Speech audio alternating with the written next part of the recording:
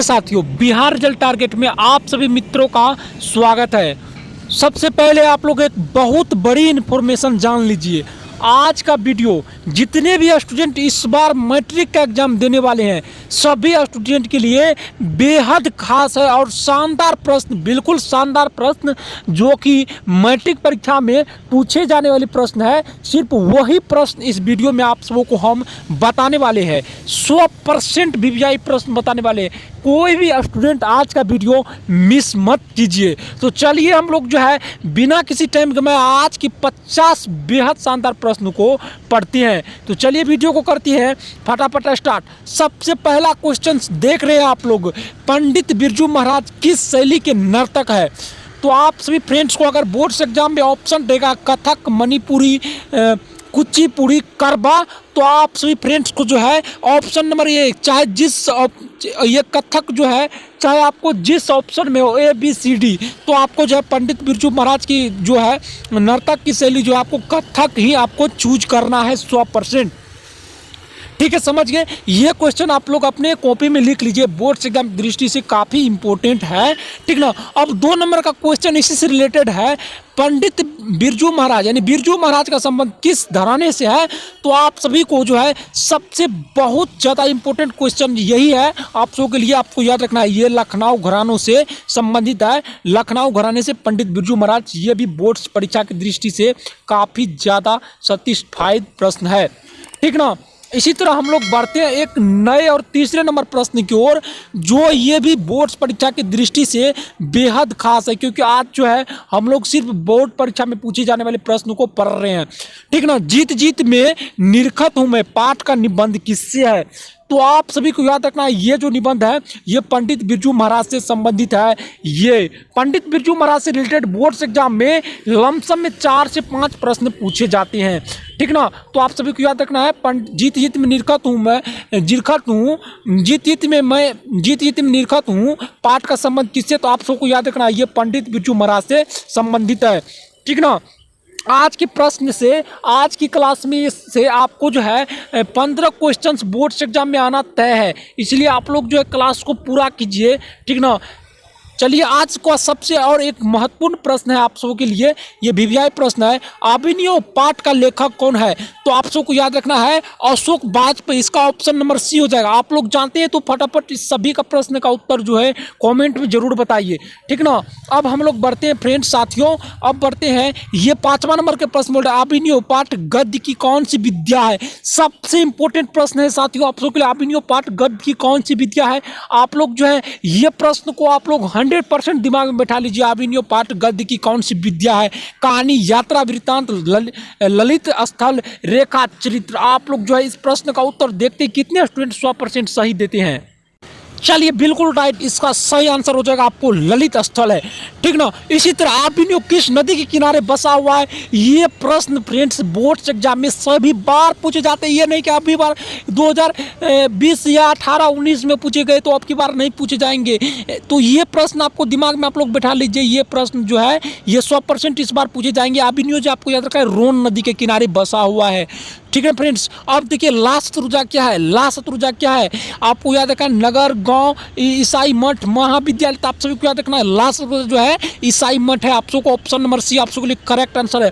आप सब अभी तक टेलीग्राम को ज्वाइन नहीं किए तो प्लीज़ सभी स्टूडेंट टेलीग्राम को ज्वाइन कर लीजिए और इस वीडियो को ज़्यादा से ज़्यादा सभी फ्रेंड्स के पास शेयर कीजिए। साथ ही जो है चैनल को जल्द से जल्द सब्सक्राइब कीजिए, वीडियो को लाइक जरूर कीजिए।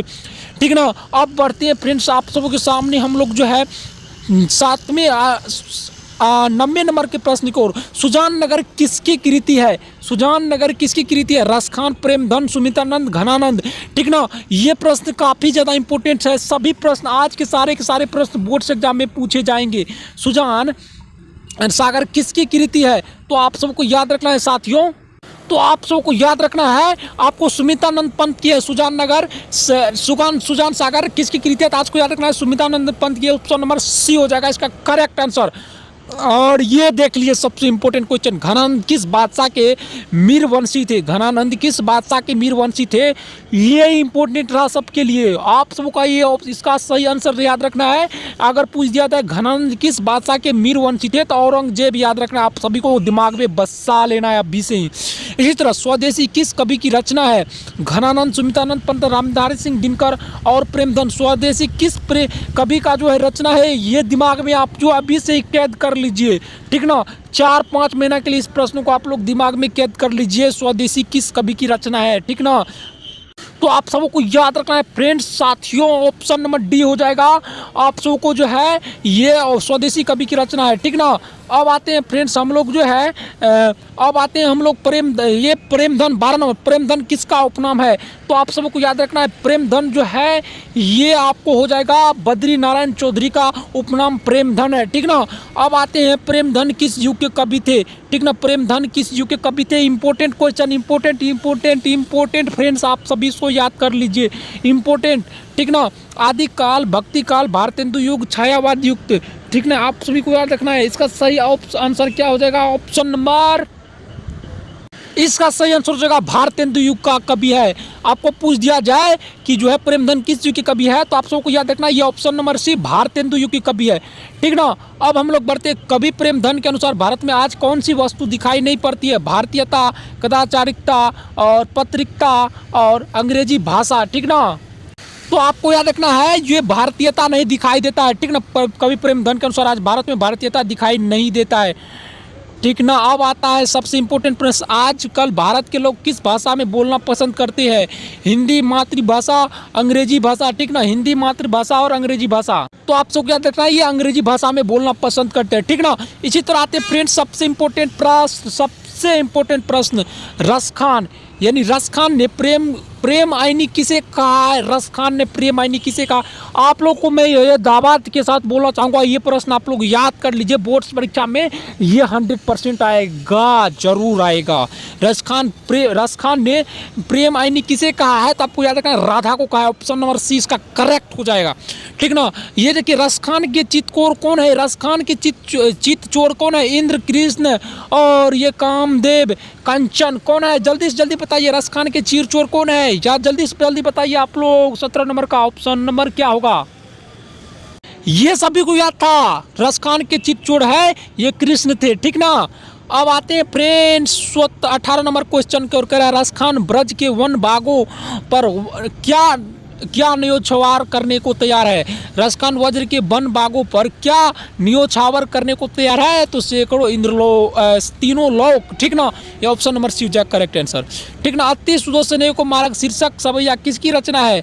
ये अति सुदर्शने को मारक किसका रचना है? जल्दी जल्दी बताइए, जल्दी जल्दी बताइए सभी फ्रेंड्स, जल्दी जल्दी। आपको इसका सही आंसर जाएगा आप सबके सामने, ये ऑप्शन नंबर बी यानी धनानंद का है।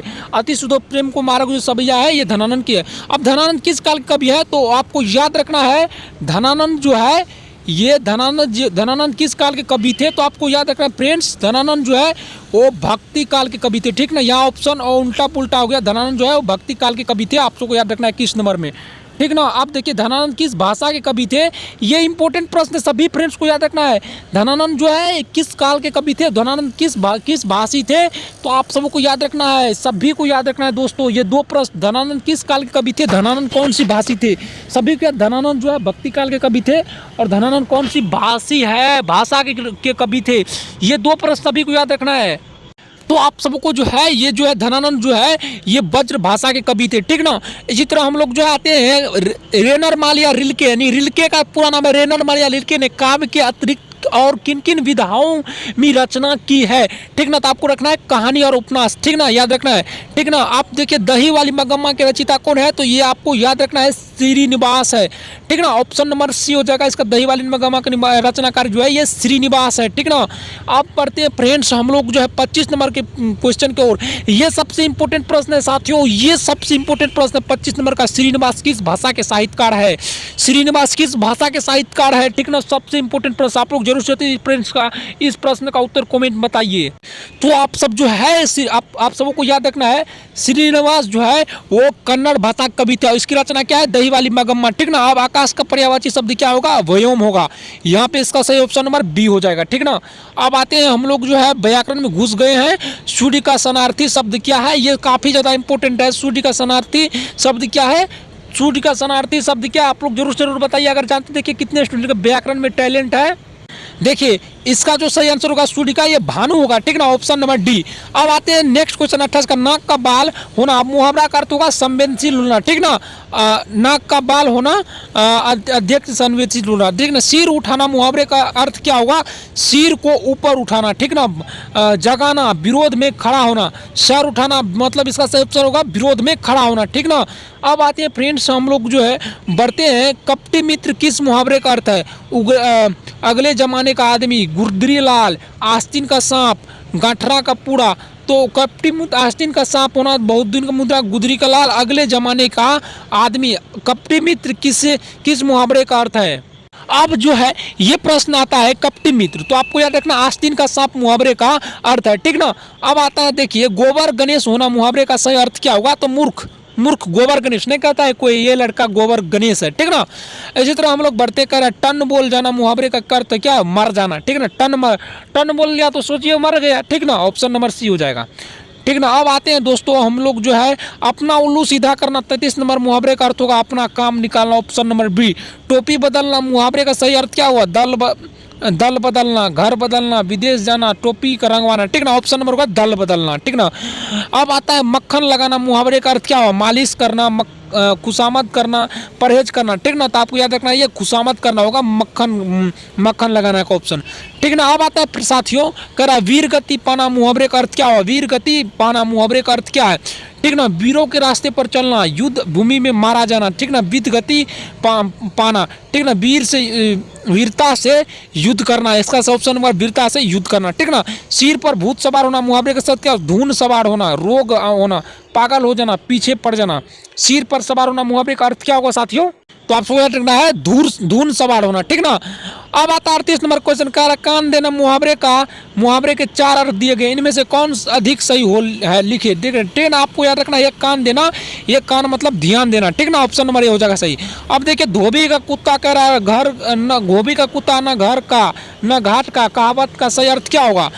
गधा बनाना, ठीक ना। धीरे धीरे चलना, कहीं ठोर ठिकाना ना होना, ठीक ना। आपको याद रखना है ये ऑप्शन नंबर सी हो जाएगा, कहीं ठोर ठिकाना होना, ठीक ना। अब आता है दाल भात में मूल अब देखिए मुसलचंद कहावत का अर्थ क्या हुआ? दाल भात में मुसलचंद कहाना का अर्थ क्या हुआ? अतिथि आना, बिना मतलब दखल देना, ठीक ना। दाल भात पर चटनी, स्वादिष्ट भोजन, तो उसका ऑप्शन नंबर हो जाएगा ये बिना मतलब कर दखल देना, ठीक ना। अब देखिए चोर की दाढ़ी में तिनका मुहावरा का सही अर्थ क्या होगा? अपराधी स्वतः असंकित रहता है, ठीक ना। चोर की दाढ़ी में तिनका रहना, चोर की दाढ़ी बनाने, तो इसका सही ऑप्शन अपराधी स्वतः असंकित रहता है, ठीक ना। ऑप्शन नंबर ये हो जाएगा। अब आते हैं घर की मुर्गी दाल का बराबर, लोगों का सही अर्थ क्या होगा? मुर्गी खाना, मुर्गा को दाल देना, मुर्गी के दाल का सोलना, अपने आदमी को कम आंकना, ठीक ना। ये ऑप्शन नंबर डी हो जाएगा इसका सही आंसर। अब आता है दूध का जला मुट्ठा फूंक फूंक कर पीना, लोगों का सही अर्थ क्या हुआ? ज़्यादा परेशान होना, ठीक ना। डरा रहना, ठीक ना। सोच समझ कर काम करना, ठीक ना। ये हुआ आश्वासन में रहना, ठीक ना।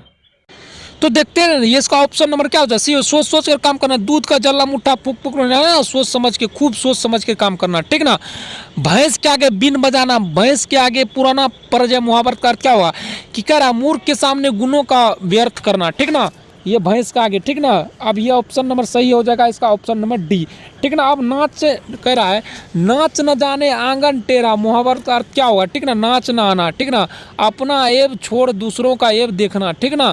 अब आंगन का कारीगर नाचने में कुशल, ठीक ना।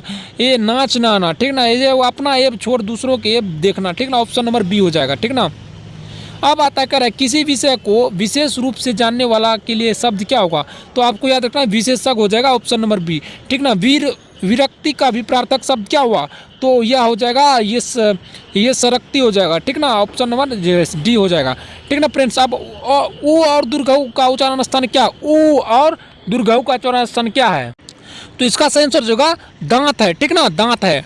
अब देखिए अब ये कह रहा है कि यशोधरा का संधि विच्छेद क्या होगा, तो यशो जोड़ धरा, यशो जोड़ धरा क्या होगा, ऑप्शन नंबर डी हो जाएगा, ठीक ना। अब देखिए चतुर्भुज में कौन सा समास है, तो जिसका 4 भुजाएं हैं, जो चतु 4 भुजाएं नहीं द्विगु समास है, ऑप्शन नंबर इसका क्या हो जाएगा, जिसकी 4 भुजाएं हैं, अगर ये कर्मधारा समास होगा, ठीक ना। ये ऑप्शन नंबर बी उसका करेक्ट। अगर आप सबको वीडियो पसंद आए तो चैनल को सब्सक्राइब जरूर कीजिए, साथ ही टेलीग्राम डिस्क्रिप्शन में टेलीग्राम का लिंक है, वहाँ जाकर ज्वाइन जरूर कीजिए, ताकि आपको बिहार बोर्ड से रिलेटेड सभी इंपॉर्टेंट प्रश्न आप सबको मिलता रहे, और आप सबको आप जो है कल 50 से लेकर के 100 तक 100 ऑब्जेक्टिव टाइप का सोल्यूशन कल प्रोवाइड किया जाएगा, ठीक ना साथियों। इसी के साथ हम अपनी जो है वाणी को विराम देता हूँ और मिलते हैं आप सबको अगले वीडियो में, तब तक के लिए जय हिंद।